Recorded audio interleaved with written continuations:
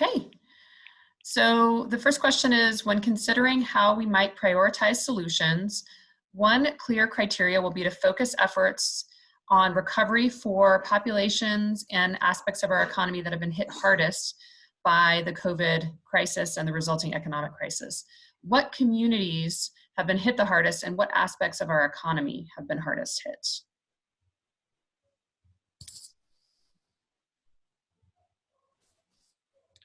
I mean, my guess is going to be that, I mean, if we're familiar with that inverted L map of Denver, right, that of communities that are typically the most impacted by pollution and economic challenges.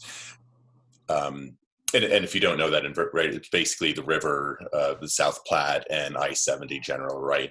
So that would be my guess. So, but I don't really, in terms of communities, I don't really know. But in terms of like the kind of like the people that are on the front lines, right? They're the service workers, the bus drivers, or whatever. And I feel like I understand that a little bit better, and that would be then a community that I would be wanting to talk about. I was reading through the Black and Brown communities, low-income communities, and Indigenous, and so on and so forth. And I just have a quick question. Does that include the undocumented community living in Denver? I think we should name that specifically. I think it's good to think specifically. That's a hard hit right now, and a group that's afraid to even pick up groceries because they fear for deportation. So I just thought I'd bring that up. Thank you. I know that we've identified, frontline workers. I guess I want to more specifically call out like healthcare workers, specifically, because of the lack of resources or like amount of PPE that's appropriate for people who are treating folks with coronavirus. Like health workers have really been out front and exposed. Great. What other communities, and to Frank's point, I think what we meant there was, possibly both, geographic areas, neighborhoods, but also just groups of people that might have similarities, like Jackie was saying, undocumented people, healthcare workers. Who else do we think has been most affected?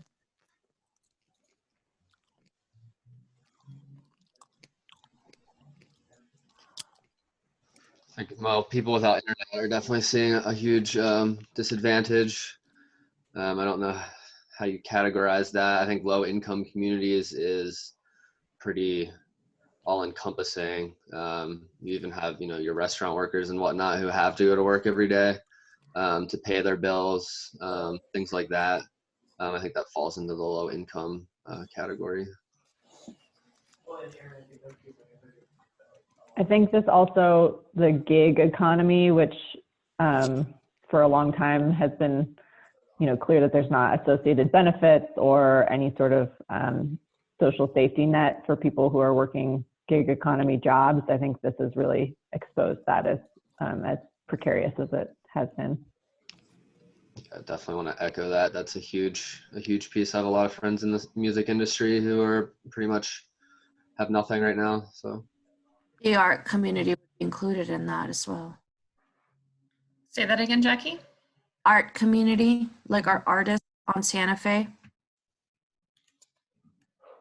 Yep.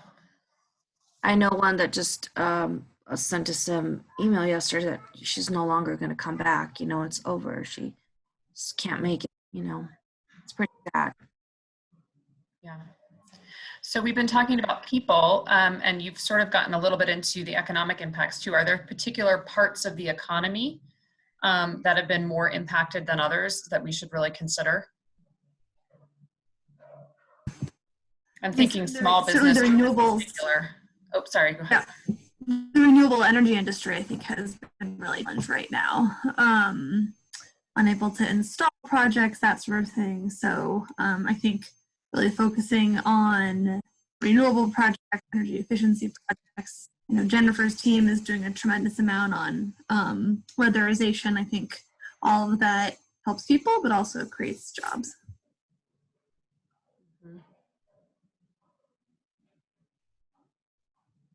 What other industries or sectors of the economy have been affected?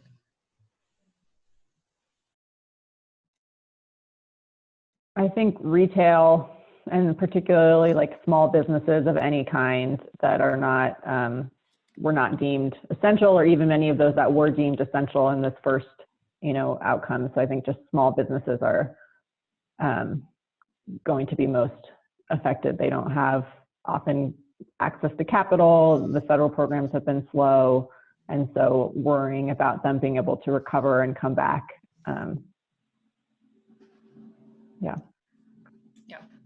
Well, with that, barber shops, nail salons, massage clinics, all of those are certainly, really impacted.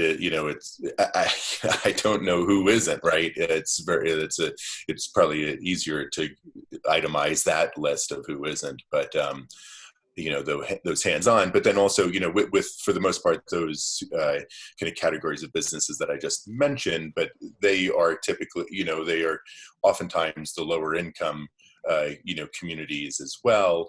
And I would also throw in like the immigrant communities, to support what Jackie was saying, but also, those that are, not just the undocumented, but there are a number of immigrant communities, Little Saigon and Ethiopian communities that are very distrustful of the government despite their citizenry status. And so there's a difficulty in communication for the most part that way. Mm-hmm. Yeah. Yeah, there's barriers for people actually being able to access or wanting to access or feeling safe to access government services, even if those services might be available, in which case, or in a lot of cases, they may not be available, depending on how much capacity and access there is. So we have 9.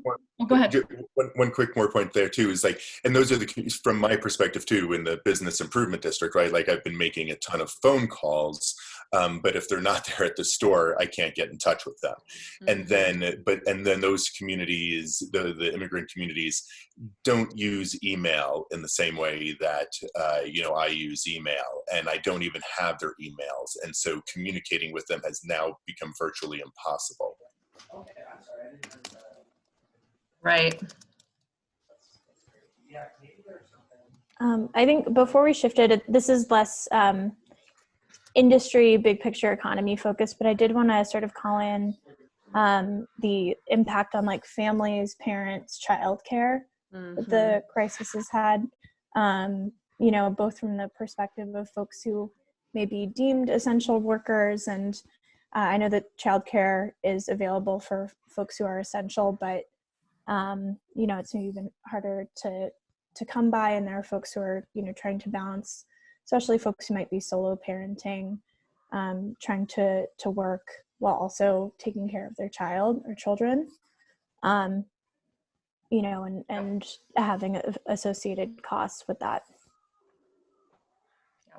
To echo on that with what Emily said, and I think Jeremy mentioned that the economic impact has been disproportionately on women, which I haven't seen that yet, found that interesting, but I think I have seen some early research that this impact of childcare is disproportionately on women, which does not surprise me, being a mother myself, and that's usually the case, before this crisis, but for women who have full-time jobs and have a partner, they're still taking a disproportionate amount of the childcare. So I think that there will be long-term impacts there.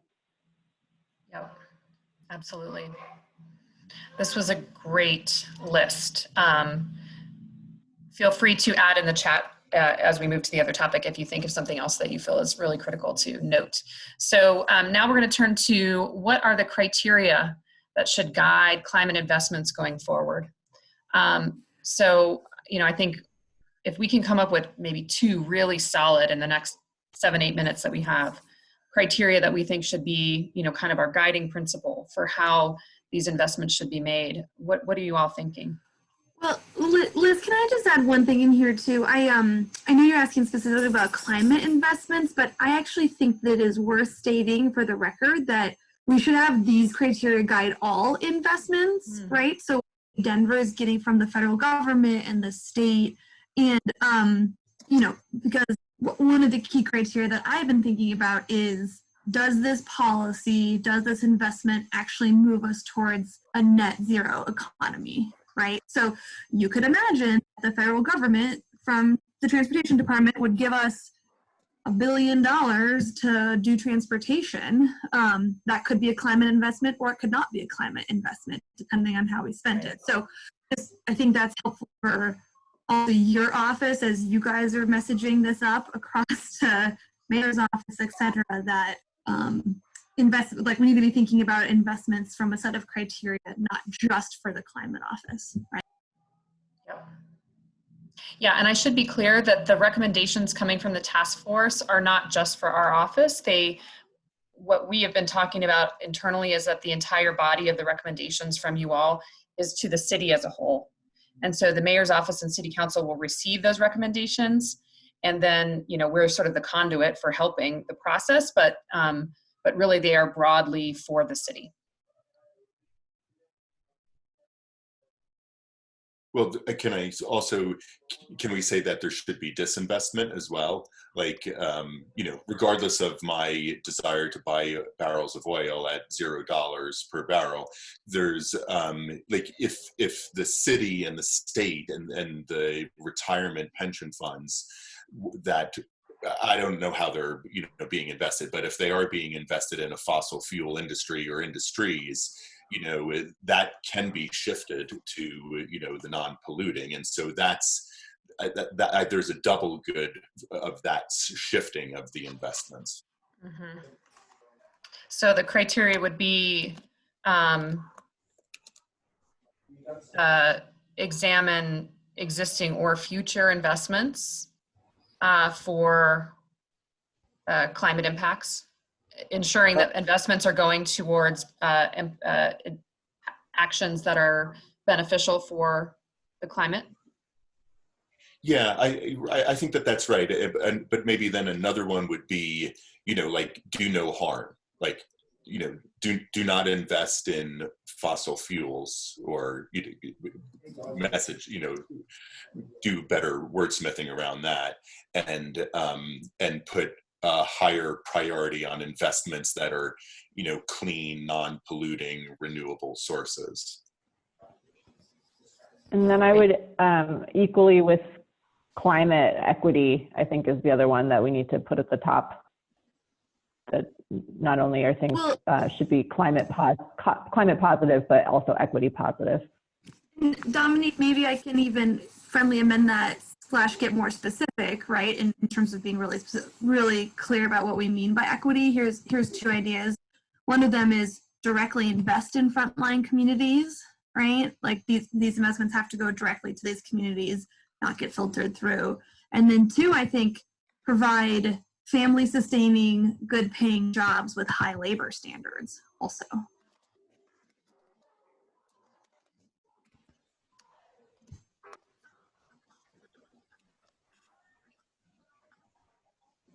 That's great. Mm-hmm. I've been thinking through ways that we can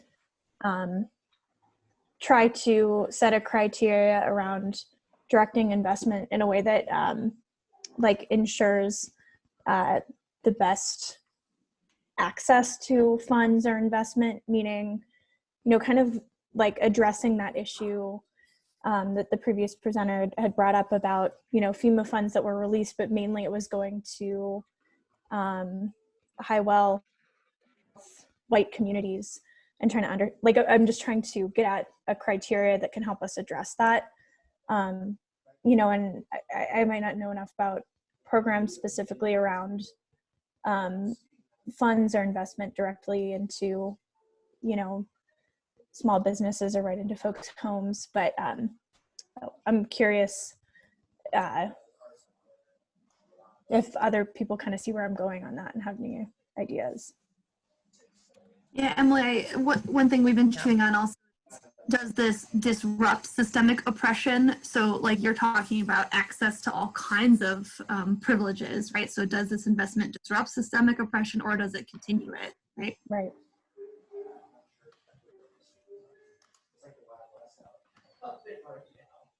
Great. I'm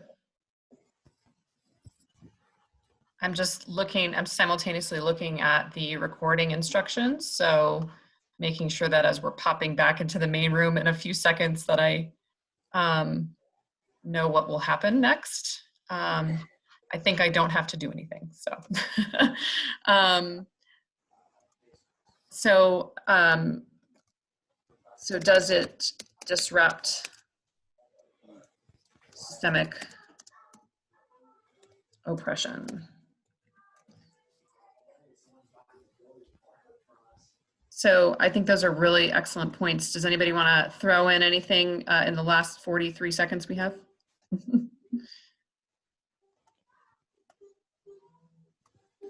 I have one more, but I know I've put a few out here. So I'll pause. And you can always, in the main chat when we get back together too, and it may be that others thought of the same. Yep. And maybe this goes in with systemic oppression, but also just thinking not favoring the wealthy. Like there's limited funds, and so if funds are going to people who don't really need them, then they're not going to the people who do need them. And so it can't be a everyone gets a little bit approach.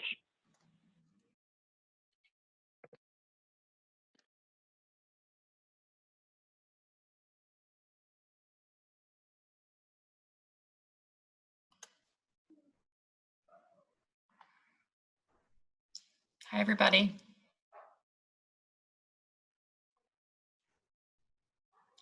So, Dominique, do you want to pull up the Trello board or would you like me to do it? And are you able to share? I'm happy to. Okay, great. Thanks. Yeah, let me get that. I'll let you drive if you don't mind, since you so ably did that for us before. No worries. Great. And then if you don't mind taking the notes, that would be awesome. I will do that. Yep. Let's see, share screen. Here we go. Okay. Great. So here is the board from before. So we have all sorts of solutions. We did have, I think, more economic related solutions at the bottom in each community development section. So that might be where we focus, but we certainly could add more, rethink these. So we did have beginning a economic, and in solution 4, so establishing economic recovery funds specifically and making resources accessible to all, and then making sure that those economic recovery funds are funded long-term and stably. But we certainly, given the conversation today, might want to give a little bit more thought to making sure that they are meeting the needs quickly and going to the people who need them, et cetera. Any thoughts? Currently, this is all we have. We don't really, so we say establish economic recovery fund, should be informed by risk assessment to understand what resources and programs will be most helpful, and then make disaster recovery and resources accessible to all, inclusive of marginalized communities, available offline, considering an integrated resource access point. I might suggest a way that we could approach this. Yeah. I'm totally open whether you all want to elevate some of the existing solutions on here or if we want to iterate on a new idea, but it might help to focus the relatively short amount of time we have to think about maybe one either group of people that we brainstormed, in the last session, whether that's you know, folks talked about gig economy workers or people in the food service industry. So thinking about maybe one group of people or one sector of the economy that is most impacted, and then seeing, do any of these solutions really help them at the same time as we're sort of benefiting the climate, and we're, you know, coming up with a solution that makes our community more resilient or more adaptive to climate change? Or, you know, do we want to brainstorm maybe a new solution? So just to kind of have that people-centered focus again, that might be a helpful way to think about how to have this conversation. And I'm open to whichever group, you know, folks want to focus on. If there's particular groups that they feel, you know, they want to focus in on, that would be great to hear that. I think service industry workers could be a good place to start.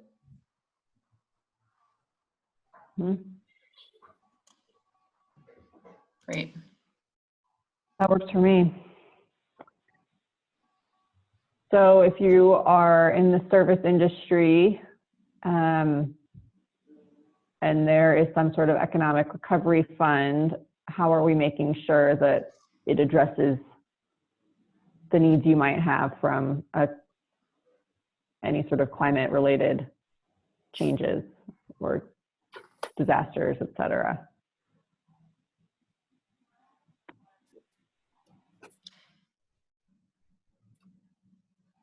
I mean, to me, I think one of the issues that we've seen is just the speed of response is too slow to help a lot of people, right? That when you live paycheck to paycheck, and not saying all service industry folks live paycheck to paycheck, but many people do in that industry and others, you know, if 2 weeks, right? A one paycheck gone is putting you at risk for eviction, putting you at risk for not being able to pay for food, prescriptions, et cetera. So it just seems like, I don't know how we try and make speed one of our criteria, or if other people think that's one of the issues. So I'm not even sure that's, I mean, on top of speed, I think just the access to services is a huge one. You know, one of the things that we realized during the creation of our ballot initiative was that, you know, when we're looking at trying to make low income exemptions, that there is a barrier just to people being able to apply for exemptions or to be able to apply for assistance.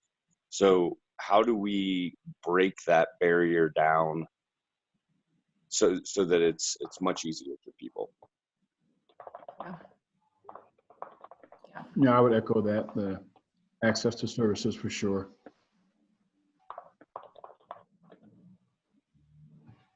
Okay.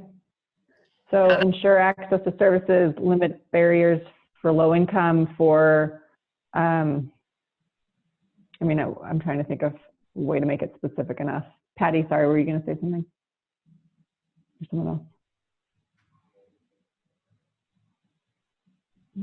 Sorry, I was just trying to get to my mute button. I agree that access to services, and I guess I'm just going to put this forward regardless of their status, because particularly Legal status. yeah, Right. yeah. I mean, because well, it's not just most service workers don't have any health care coverage because it's not provided by their workplaces. And there's a lot of folks who have fear because of wherever they are in their permanent status in the US. They have fear of bringing any attention to themselves. And I just think, given this time period, that economic recovery should be accessible by all who are working in those industries, whether it's food service, whether it's custodial service, whether it's any element of the service industry. Farming, house cleaning. I agree. Okay, great. So ensuring timely and fast access to services, limiting barriers, regardless of legal status and other elements. Yeah. I had an Great. idea. And then I'm wondering, oh, go ahead. Go ahead, Liz. Sorry. I had an idea specific to the food service industry. So what if we created a special fund where if a small business said, I'm willing to keep my workers on payroll, the city or, you know, through other funds maybe that might become available from the state or feds, would essentially provide a grant to those businesses for to keep the workers on the payroll, and to convert those businesses to essentially like food pantry type service. Because one of the things we know right now is that there's a massive spike in demand for food pantries, and there's a huge mismatch in the food supply chain, that what goes into like retail food delivery for like the end consumer is not the same as wholesale. And so there's all of these products that can't, that restaurants aren't ordering them in the large quantities that they normally might, but they do have access to distributors to wholesale. And so if you could turn, you know, every 10th small business, you know, that's a restaurant or something like that, that currently can't really operate very well, maybe they don't have a great delivery or curbside pickup model, maybe their business is just way down compared to what it would normally be, convert it into providing food for low income, you know, or people that have been laid off or whatever, and keep those people on the payroll at the same time. You've already got the kitchen equipment, they already have the food safety training, they already have the connections. And if essentially the government just provided grants to keep those businesses open and operating, that would be kind of, I don't know, I think that'd be a really cool program. I think that'd be great. I would only insert the proviso that because there has been a lot of infrastructure in the food system right now with community organizations and existing resources that are culturally aligned, that those small business grants that we encourage collaboration with existing nonprofit structures, so that we're not working against each other, but we're working together. And so that the ocean is raised rather than folks pitting and fighting. That's great. I would echo that. Can we say require instead of encourage? Going back to the conversation earlier today about planning for equity. That's still strong.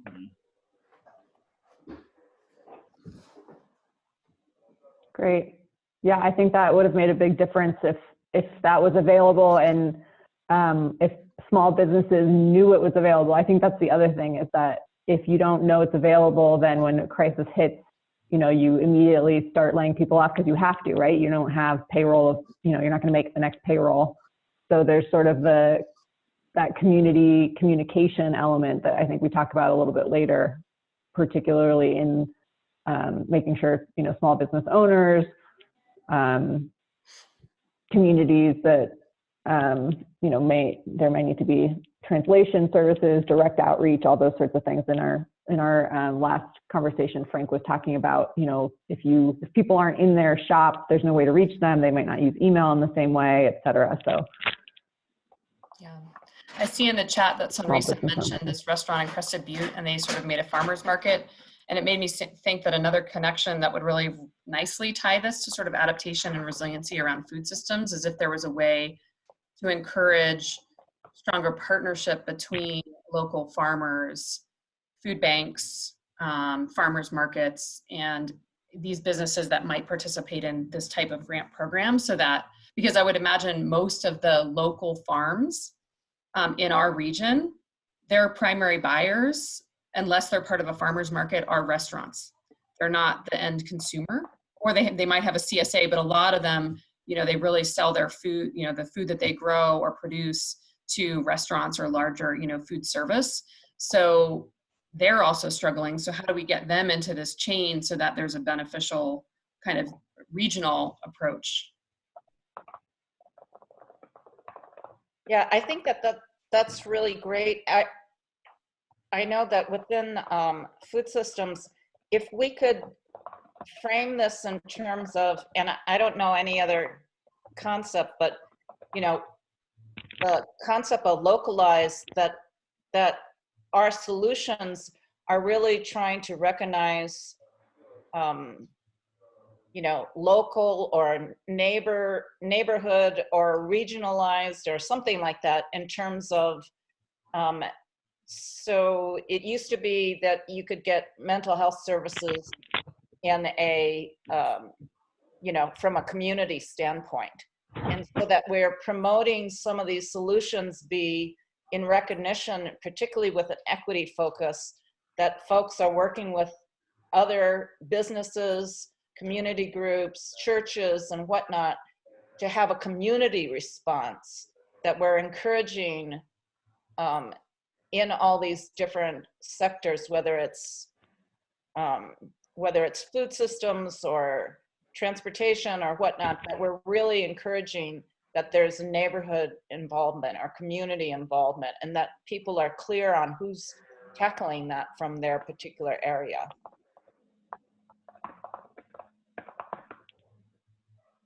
Great. Should we, do we want to keep this solution and kind of see it out through the different phases? So if this small business fund begins in the beginning, and I tried to make at least the overall description a little bit broader. I mean, I think in this crisis, food service is I agree, one of the big impacts, but I'm trying to think that, in other climate related crises, it might not be food related, it might be other kinds of businesses that are similarly impacted. Should we try and think out what would happen in phase 2 and phase 3, or are there other solutions we want to think about, per Liz's point, like other communities or that we want to address? The only thing I want to maybe just add for the conversation is that I want to make sure whatever ideas that I would think that ideas that we're building in here would be ones that can be sustainable over time. And so I hear the ideas of being able to switch towards food pantry service or farmers market and things like that, though I worry that they are dependent on an outside source of grant funding or funding that way, which is almost more into like a nonprofit model when you're trying to keep a for-profit business afloat. And so I worry about the longevity of that beyond a recovery timeframe. And so it just makes me gravitate a little bit more towards the comment that Dominique, I think you put in, where it's like connecting local farms, restaurants, and food pantries, and kind of moving more on that direction, where it's kind of like you're helping to set up a system, or you're helping people to work on local food, and that is incredibly challenging. It's been an effort that our office, as the Office of Sustainability, had been trying to work in for 6-7 years, and it's incredibly complex, and there's a lot of people, putting great brain power into it, but it's so challenging. So, but I agree that it's kind of like that local circular food economy is what we're trying to make sure is robust and healthy, and local food has a lower, in some ways, has a lower carbon footprint, as well as is helping with your economy, and then hopefully you can get that food to the people that need it most at an affordable price. But then there's also a distinction between local and healthy, and so making sure that you have a healthy food as well, and not just local food. So anyway, I just want to throw that into the conversation maybe a little bit, that we got to make sure that whatever kind of approach we set up here is one that has longevity to it beyond just kind of grants or whatever's happening. I don't know how much. Yeah, I guess that's a question. Go ahead. Go ahead, Jackie. I don't know how much this weighs into this in terms of the small business fund for employment, because a question we normally don't ask, or maybe some people do, is in case of something such as what's happening now, how long would you stay in business for, you know?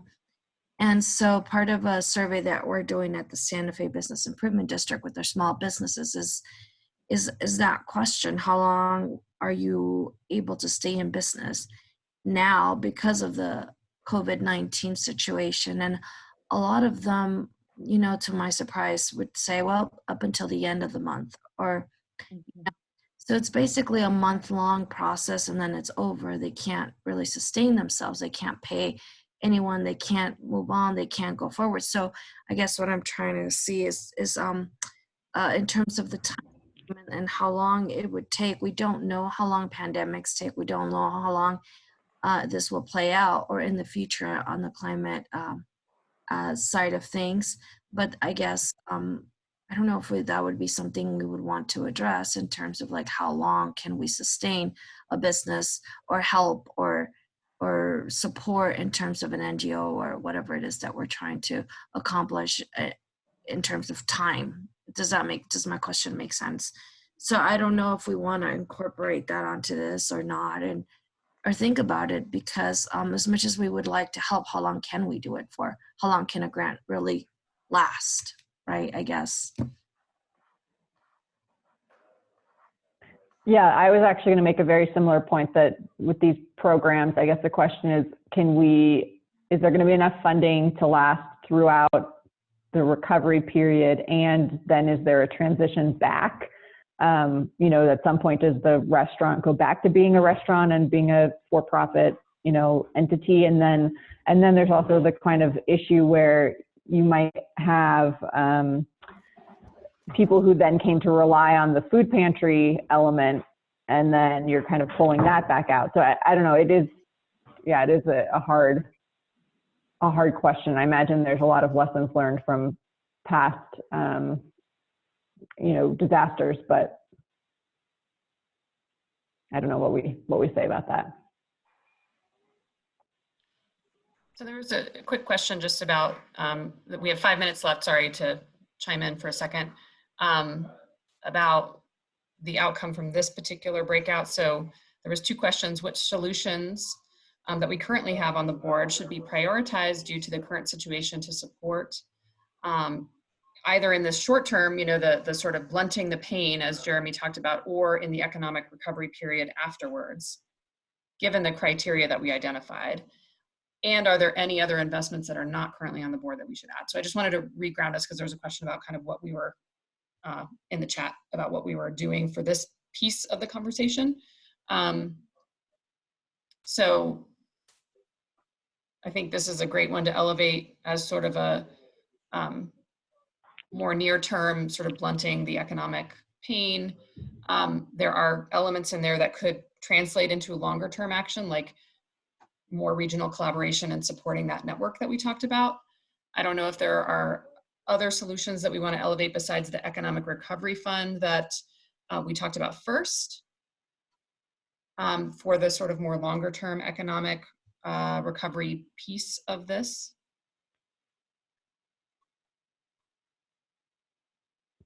So I'm on my phone now because my internet went out, but and I'm having a hard time seeing things. But one of the things I'm thinking about is, how do we make it so that those that are out of work are a priority in being hired for any of these initiatives? Could you elaborate on that? You know, I guess I'm just thinking, you know, if somebody already has a job, then they should not necessarily, you know, it's kind of an affirmative action type thing, but it's focused on people who are out of work. And just making sure that those who have jobs already, you know, they can keep their job. Let's hire people that are out of work.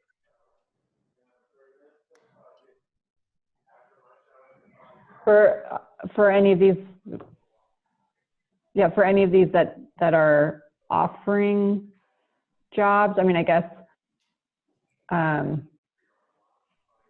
we don't really have a big jobs program, I guess, in here, but maybe we should. I mean, I think that the adaptation resiliency solutions in general, when you look at the overall Trello board, a lot of it is infrastructure. And as we heard from Jeremy, investing in infrastructure, stuff that is permanent, durable, you know, creates jobs, there's demand for materials, all this stuff is a really great way to sort of do that longer term economic recovery piece of this. And so if we were to simply say have a, you know, climate resilience jobs program or something like that, I think that in and of itself would be really powerful, because there's the green jobs. I think the electricity group was talking about have like a green job czar, and I think they were thinking about, you know, like renewables and all of those things. But really it could be much broader. I mean, it could be a whole climate resilience jobs program, and all of this adaptation resilience stuff could be a part of that, you know, local food infrastructure, green infrastructure, you know, water quality infrastructure, which is also green. You know, you get what I'm saying? Like there's lots of different infrastructure components that are here. That if we were actually to invest in those things would create a lot of jobs. So the ones that I would really like to lift up are the ones related to supply chain. And I think it goes into kind of that circular economy. You can talk about that for food. You can talk about that for a lot of other materials. And I think that goes into jobs. And that's in solution 5 in phase 1. And then I just scrolled away from it, but it's also in phase 2 in a good way. Let me see if I can find it again. I can't quickly because I'm under pressure.